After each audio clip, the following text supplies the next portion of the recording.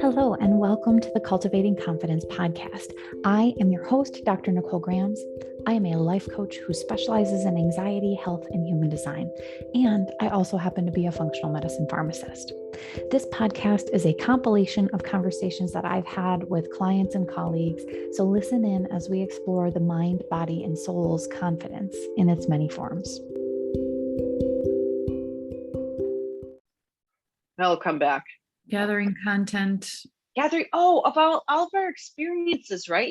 Like especially us as coaches, like our life mission to help other people. Isn't it interesting when like crappy things continue happening to us and we recognize like how we handle it and like what we can learn from it. And then by really, I think like embracing and kind of capturing that pain in a way, whether we write it out or we talk about it, like this, but sharing it with others, like how valuable, not only are we reminded of,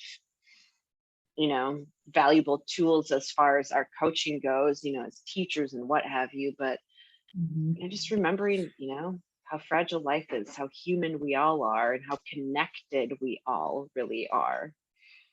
No matter what we are as a coach, a teacher, student, whatever, like we are all deeply connected, and none of us are free from, experiencing these deep, painful things in life. No matter what level of, like spiritual awakening or how much training you've done and like, how much experience you have in coaching and guiding others, like you are still subject to, the very basic pain of human existence. Yeah. Just remembering that. And one of my mentors always talks about how life is 50-50. And if you go out with the goal of being happy all the time, you're going to fail every time. And it's going to be a miserable existence because you're resisting the fact that you're not happy. Like life is always 50-50. If you make $1 million, you just have a different thing that causes the 50. If if going from poverty to millionaire, like there's just different things that cause the negative emotions in your life. Right. More money, more problems, right? In some ways, very much not. It can easily come. Right. Yeah. But you're right. There's the pros and cons to everything. We have to feel the bad in order to even know what the good feels like. I know we talked about this on one of the last times we were talking about just like letting yourself feel the feels and the emotions in the moment. And I like that because as a generally optimistic, positive person, I get a lot of comments and feedback from people like, oh, you're always so positive. I'm like, oh, no, not all the time, right? It is definitely a balance because, right, we are all human. We are all subject to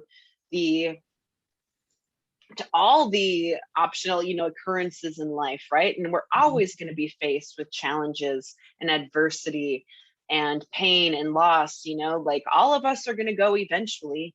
Like we will all eventually know someone close to us that we've lost, that we'll grieve over. Accidents happen, all crazy stuff is happening every day, and we are all subject to it. We are like, nobody's free from that, and nobody's expected to stay perfectly happy and positive through any of that. No. And if you're one of the lucky ones, you're going to end up experiencing a lot of loss in your life. Yeah.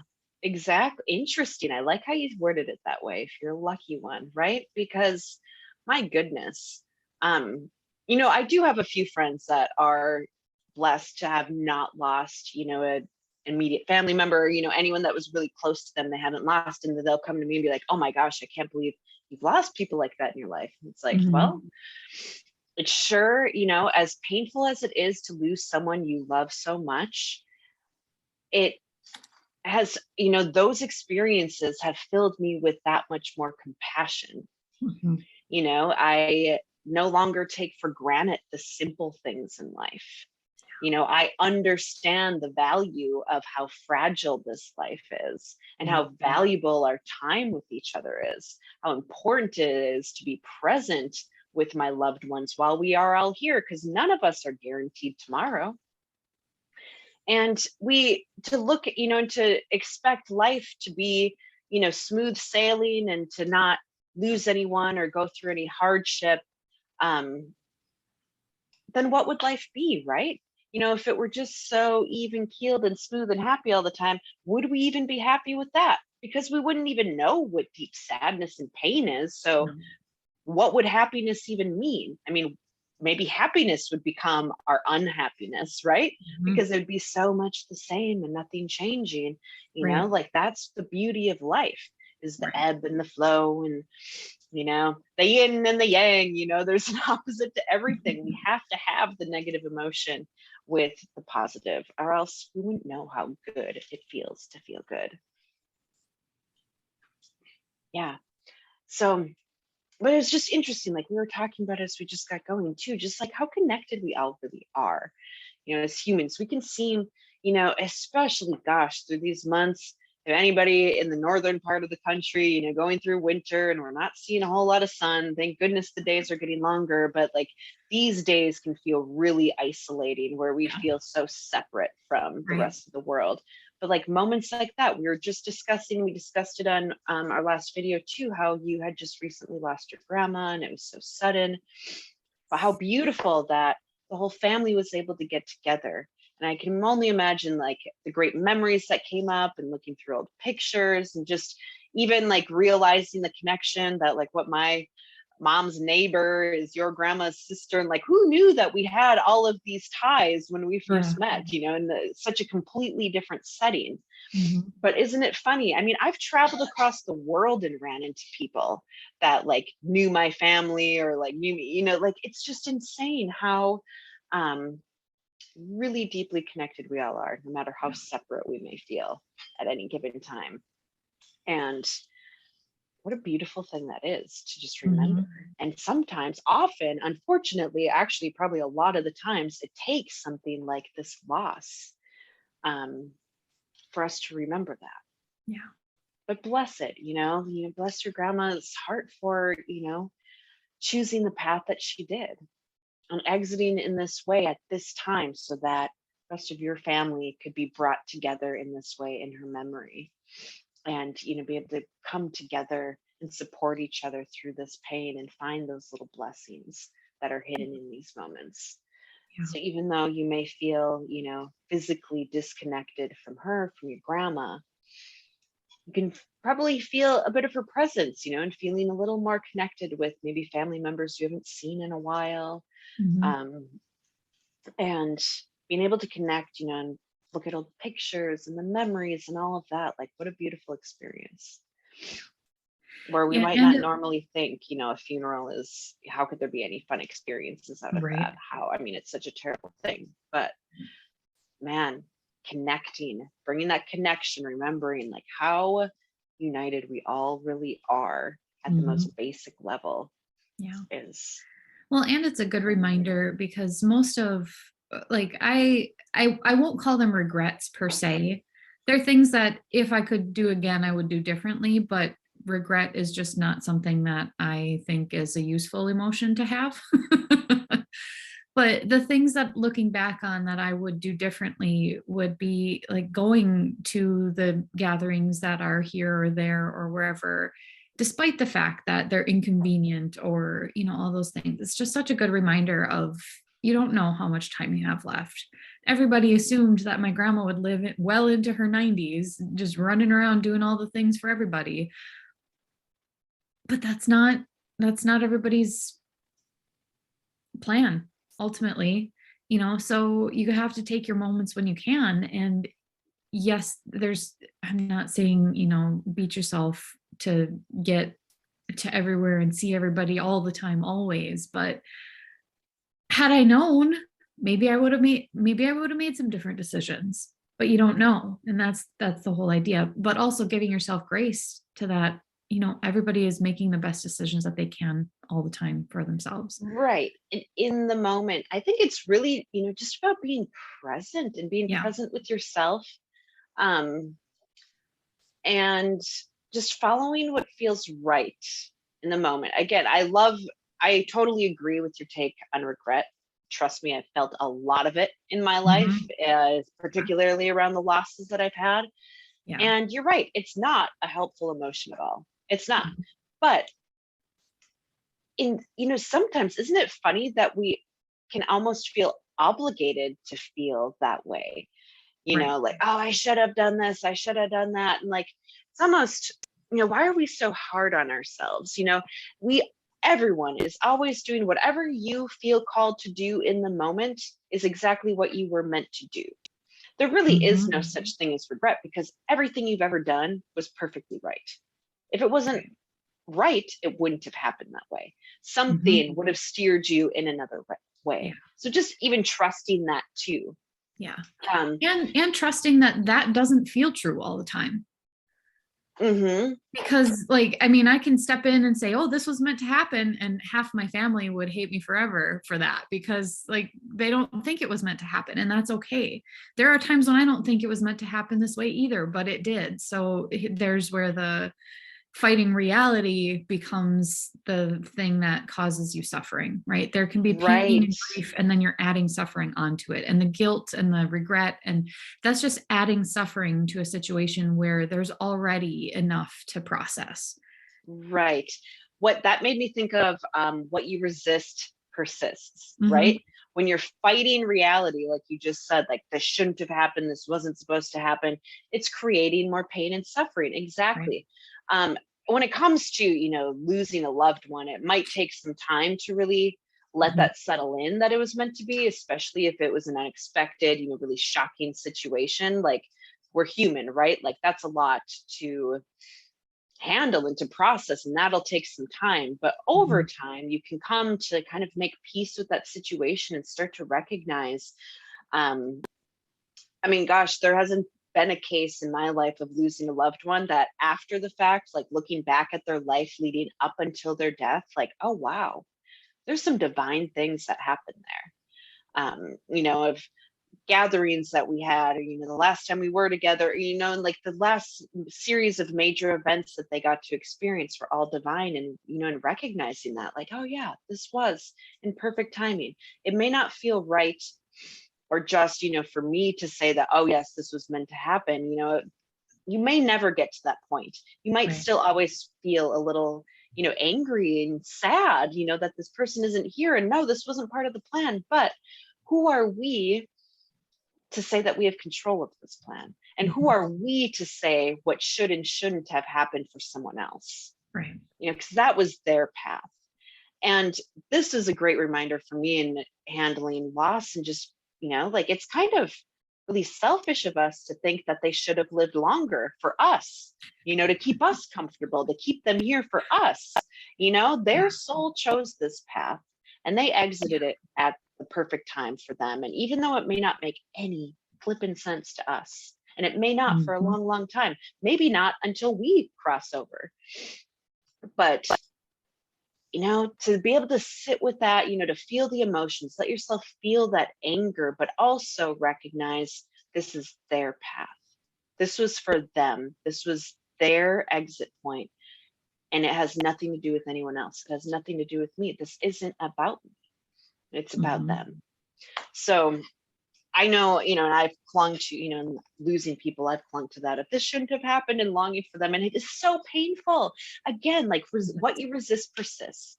And I know from experience, I created so much excess pain and suffering for myself that I did not need to, because of feelings like that, of resisting and so reality. Many people do.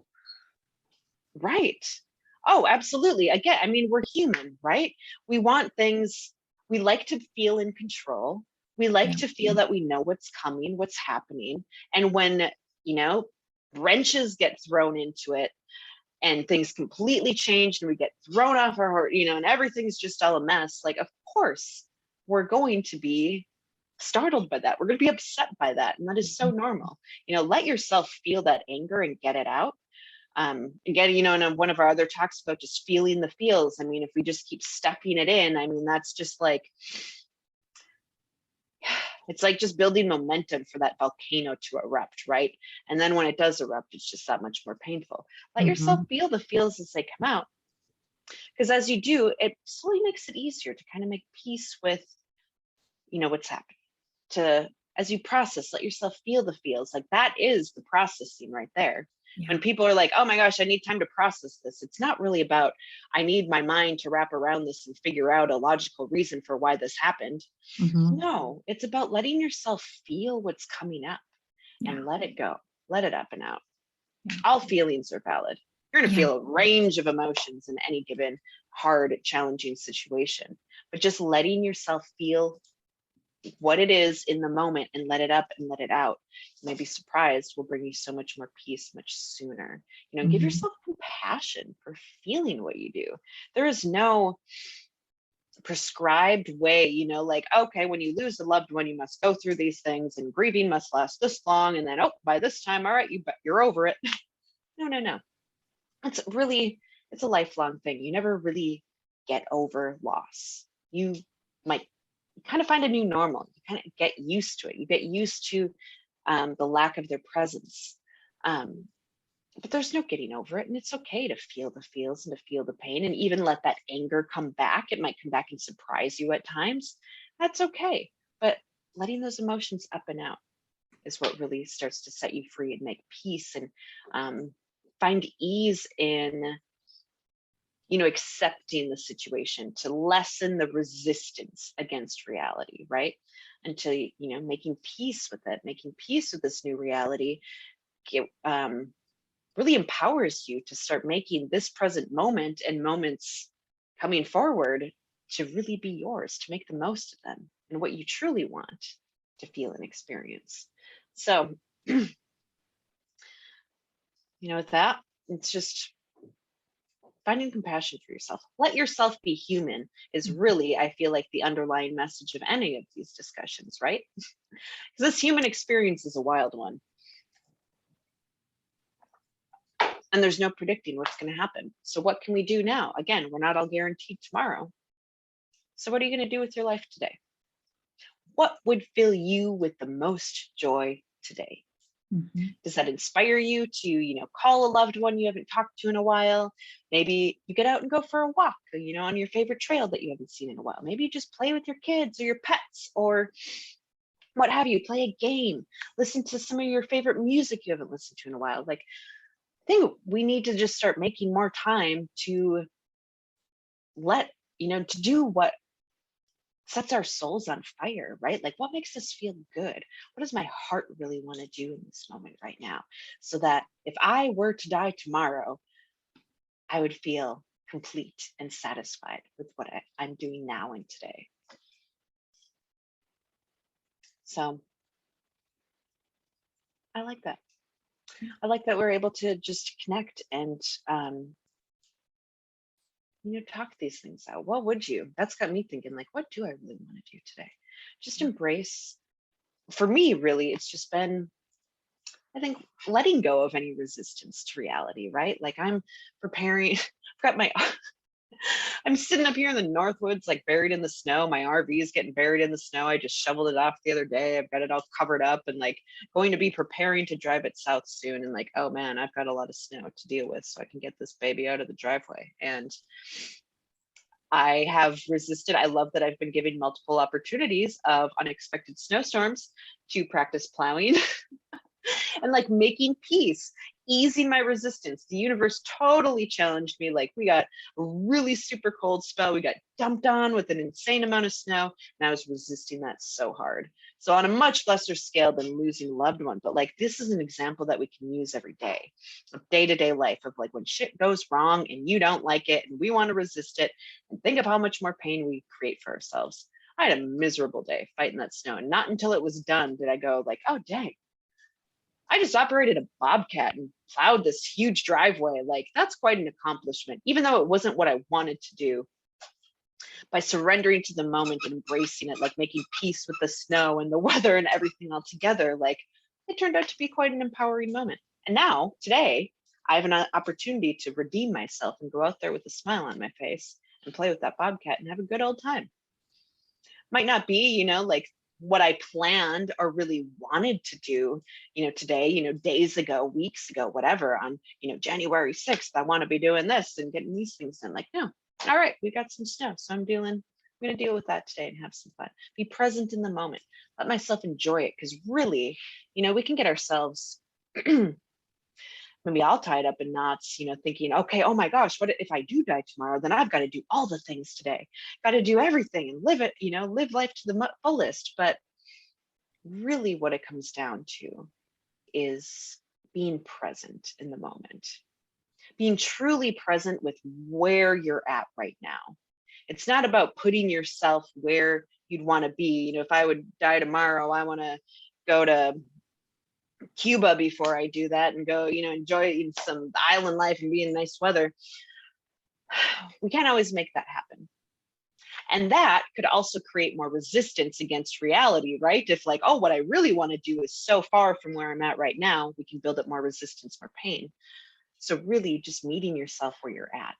How can I be more present where I am right now? How can I make peace? Like, where am I holding resistance against where I'm at right now? And how can I try to break that down and make some peace with it? How can I enjoy this moment a little bit more? How can I connect more deeply with myself, with the others around me? And perhaps that right there is all you need, where if you were to go the next day, wow, I'm so glad I was present yesterday. I'm so glad I enjoyed my last day, just being present. Like, that is the ultimate gift. Isn't that fun that the present moment is called the present?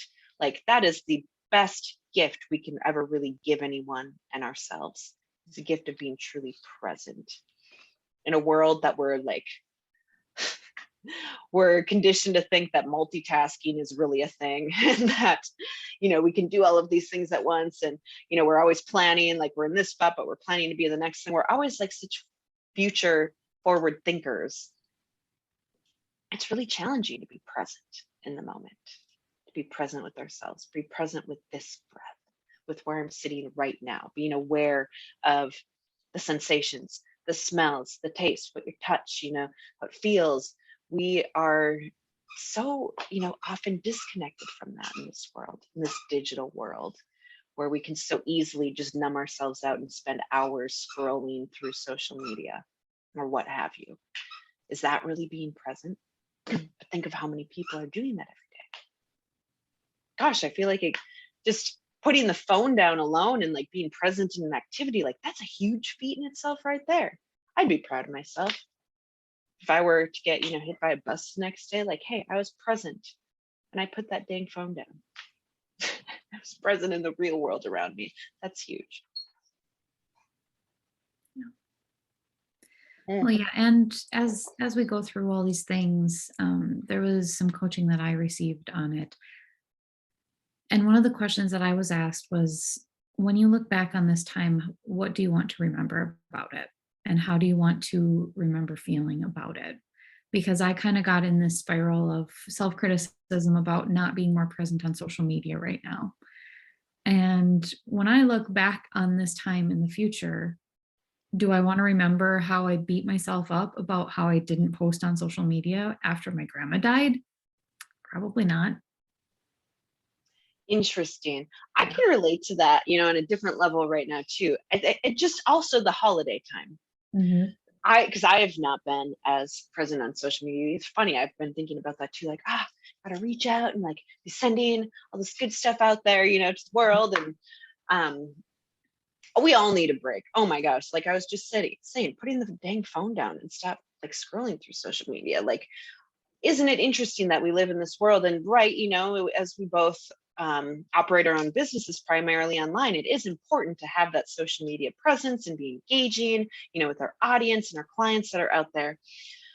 But what better way to set an example of being present in your life and with yourself than by taking breaks?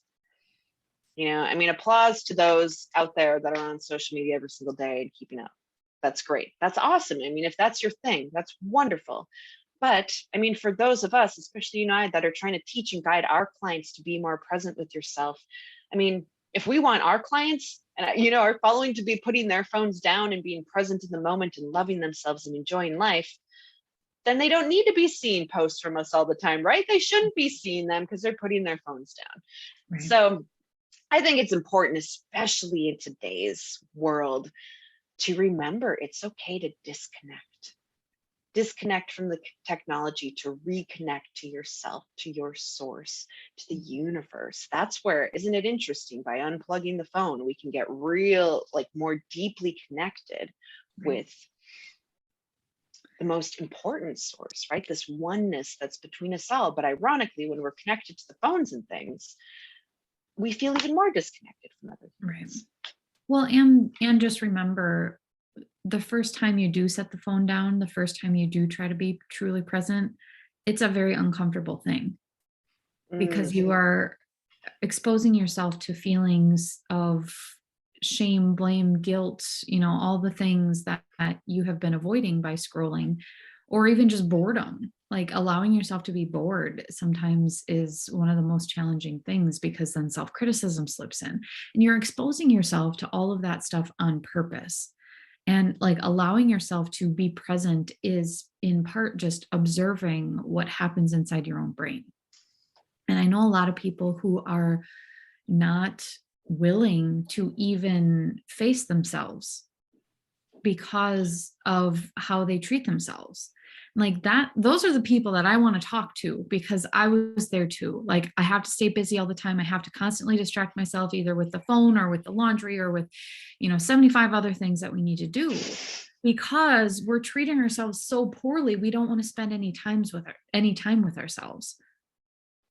That is so true. Oh my gosh. That it is the biggest challenge. That had me thinking of a few things. My partner just made a great point the other day on how he loves when his kids are bored. Good. Be bored. Let yourself be bored, because we're living in a world where it's so easy to grab a phone and start scrolling. And technically, like, then you're never bored. You're not really doing anything. You're not being present. You're just scrolling, and like your mind is processing all of the stuff that you're scrolling through on the screen, but it's not allowing you to break, be bored, to be in that stillness and have to, come up with, well, what am I going to do? To use that creative side of our minds to come up with a solution, to entertain ourselves, or to find a way to connect, or just be with ourselves, right?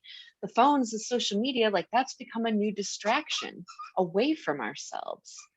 So it's so true. It's so right. I mean, I even run into it too plenty of times where I'm like, okay, no, I'm going to put my phone down.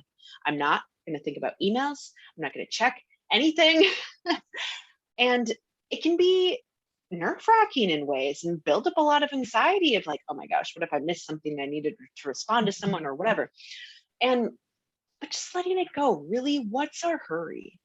Who is putting this pressure on us, to constantly be connected, to see all of the things on social media, to respond to emails immediately? Like, what's more important in this world? And I think it's an important message that both of us are helping our clients with, right? Is to be okay with just being present in the moment and letting that stuff go. Yeah. To not be in such a hurry, to remember it's okay, like, gosh darn, this society, like, since email came about, right? Like, when was it ever a thing in the past to like be able to send someone a message from, halfway around the world even, and expect an immediate answer? That's what technology has done for us these days. And God bless it, technology has done some amazing things, but it's also put us in this box of like people expecting immediate response. Right. No, And that's, I've worked with several people about setting boundaries around email specifically, because like the way that has worked for several of them has been to like have specific times in the day where they check their email, whether that's, right away in the morning. I wouldn't recommend it, because you want to be productive and feel good before you start checking emails and getting sucked into that and letting it take whatever. But like, you can have an autoresponder set to send to everybody who sends you an email saying, I check my email between noon and 12:30 and 4 to 4:30 every day. If you need a response more urgently than that, contact me via this route. And people will learn to figure it out themselves, or wait for your response because you're just simply not available for the rest of the time. And that's how you can get so much more productive in your life, because you're not constantly looking at that number in the email box of like, oh gosh, this is a thing that I need to do. No, I'm going to take care of that later. And if it takes more than a couple of seconds to respond, they might have to wait till the next time, right? Like And that is so true. Setting those boundaries. It is okay. You do not have to respond immediately. You don't always have to be connected.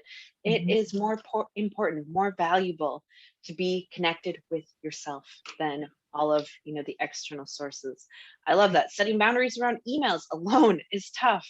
But the more you practice it, right? Like, even if you've been in the habit of being an immediate responder, it's okay to set boundaries now, and just start giving yourself more time. You can see, if you catch the email, okay, it needs response, but I'm not in the position to do it right now. Maybe I'm in the middle of something else. Let yourself be present with that task at hand. It can wait.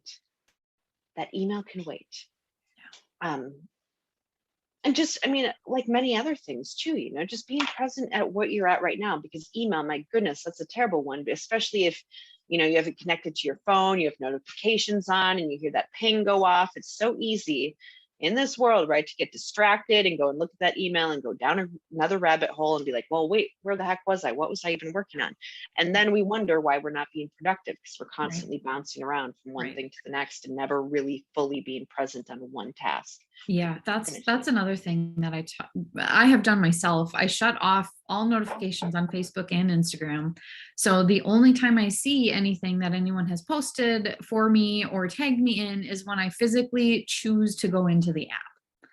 And I usually have the little 9+ symbol at the bottom of my notifications. And then I can kind of scroll through and decide, half of these I don't care about, unsubscribe, or like unfollow the pages that I don't need notifications from, unfollow the groups that I don't need notifications from. And then, like, I'm being very conscious of when I go in, and I'm choosing to go in, not because there's a notification, but because this is time that I set aside to actually do this.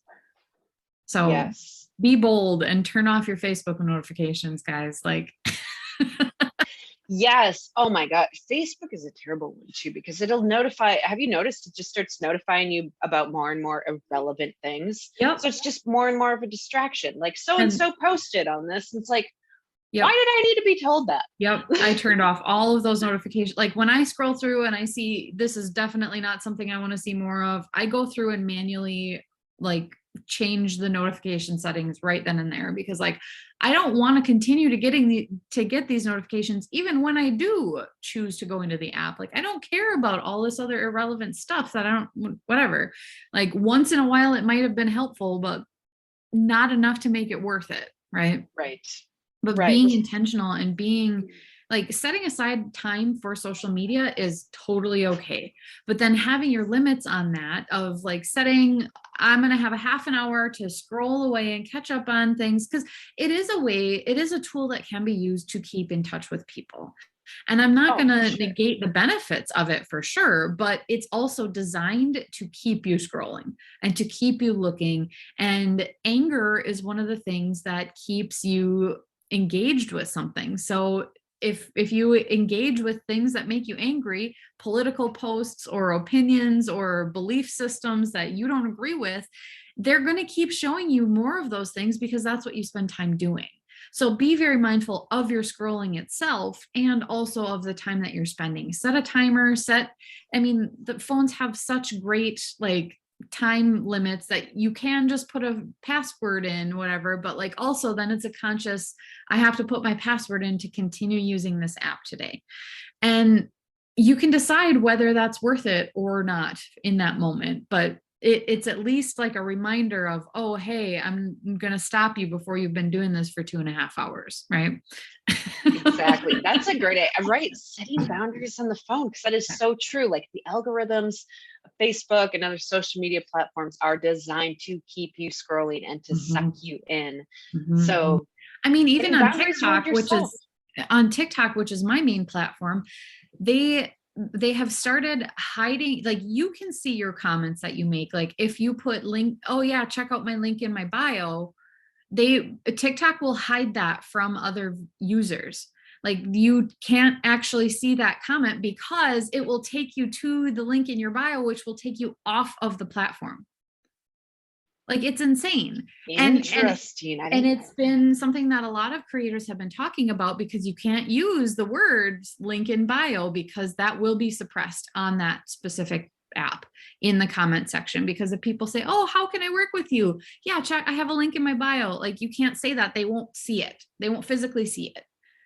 Like it's kind That's of crazy. Yeah, but I get it. It's so, I mean, you see a lot more and more people just getting off of social media altogether Right. because of things like that. I do agree that to an extent, it's great to keep us connected, especially for us, to be able to reach out. And I mean, it's amazing that, we can work with clients from all over the country, all over the world because of our connections on social media and the internet. But to set those healthy boundaries around it. So maybe you go and spend some time, adjusting your notification settings today. I don't even have notifications on at all for a lot of different platforms, just so I don't see it, right? So you only go in and see what's going on when you open the app. Right. Because it gets so distracting. If you're constantly being notified of every little thing happening, every single email coming in, even if it's junk mail, like it's just constant distractions pulling you out of the present moment. So setting those boundaries, give yourself that gift of presence, setting boundaries on your notifications. That's a great way to start. I mean, that's a huge one alone. And let yourself feel good about it, because so many people start to feel guilty about missing things. Then like, you're not meant to see it all. Actually, you're never going to see it all from everybody. Nope. Be intentional. And trust, right? And being present in the moment, trusting. I love thinking this way. When I go on social media, I see exactly what I'm meant to see. Mm-hmm. I've been very intentional about what I follow, and following, more inspiring and positive, other accounts, so that every time I open up, say, Instagram, for example, usually most of the time, the first thing I see is like a post of a positive quote, something encouraging. Mm-hmm. And I love sharing that stuff in my story, spreading, these little seeds of love and positivity, because there's so much negativity, there's so much hate, so much anger swirling around on social media that, like, come on, let's keep spreading the love. There's a lot of good stuff to be had here too. I mean, even the clapback sort of comments and posts of like, oh, like I see it a lot on TikTok, where some troll will be making some sort of comment and people will respond with the like, well, don't you feel dumb sort of posts. And it's like, those are the ones that get the most engagement, because again, it feeds back into that anger cycle that like, but I don't know why I keep seeing them, because I scroll away from those as fast as I possibly can. Because I'm like, I don't want to contribute to it. You misspelled a word. I really don't care. It used to drive me absolutely nuts, right? Like to there and there and there, like which there are you using? Like, there's a little piece of me that's like, oh, that's not right. But I'm also not going to waste my time and energy, the precious energy that I have, in calling you out for being an idiot for using the wrong word, right? Even if you did it intentionally in order to get a rise out of me, like I'm not going to engage with that. I've heard of that too, that actually more people are intentionally posting typos because it catches people's attention. Right. And stirs. I mean, for that alone, I'm like, okay, that's interesting. But then if it also like stirs up, getting those comments, like, does that get it more visibility when people start commenting like that, even if it's negative? Like, it's just interesting, the webs and kind of like mind games that are happening through our social media experience. But the power is yours. Don't let the power, over your attention, over your feelings, your emotions. Like, social media has snuck in and like has controlled and like been able to trigger us so easily. And they do it because of things like that. And they do it very intentional. Their algorithms are built to do this to us, to suck us in, get us more engaged, more fired up, more angry, more separation. Like, no. The purpose of social media for me is to be able to connect in more loving ways, to support each other. Like, how amazing is it that we have this technology that we can communicate with people from all over the world and have some really amazing discussions. But there can be a lot of really ridiculous arguments that take place on social media too. And unfortunately, that's what, the media focuses on, what the algorithms are built to promote more of. But the power is still yours. Yeah. By starting to adjust those notification settings, maybe unfollowing certain pages, being mindful of the accounts that you do follow. So, the choice is yours, what you want to see on social media. The algorithms might start sneaking in based off of your interaction, but you have the power to overcome that and change that yourself too. So interesting. I like how we kind of went down this rabbit hole and into social media. Yeah. I love these conversations, right? You never know where we're going to end up. Yeah. But ultimately, it's all about coming back to being present with yourself, because social media is such a good example of us not being present. When you catch yourself scrolling through and you look at the clock, you're like, oh my God, 2 hours have gone by. Like, how did that happen? Yeah. Take your power back. That is your time. Instead of picking up your phone, can you put it down? I always say I would make my daughter charge her phone in another room so it's out of her bedroom when she sleeps at night. Can you set it, put it down, put it away somewhere else, leave it charging, turn it off, and just let yourself be in a completely different space to be present with yourself, and try that, for a minute or two. Like Nicole, you were saying, it's not easy at first. It might be really uncomfortable. Really almost that like FOMO effect of like, oh my gosh, what's happening on social media that I'm missing? Could you shut your phone off for a day? Or just, maybe I get it, like our phones are everything, right? It's my main source of communication, if emergencies come up for your family to contact you, what have you. But can you stay off social media for a day, for a few days? Take on that challenge. How's that for a New Year's resolution or intention? I'm going to stay off social media more. I feel like that is far more important for overall health than setting a resolution to lose 10 pounds. Yeah. Got to take care of our inner selves first, before really thinking, about conquering, achieving any goals on the outside, right? It's all about how we feel, what's going on in the mind, the body, the spirit on the inside, that truly is most effective of what's happening on the outside.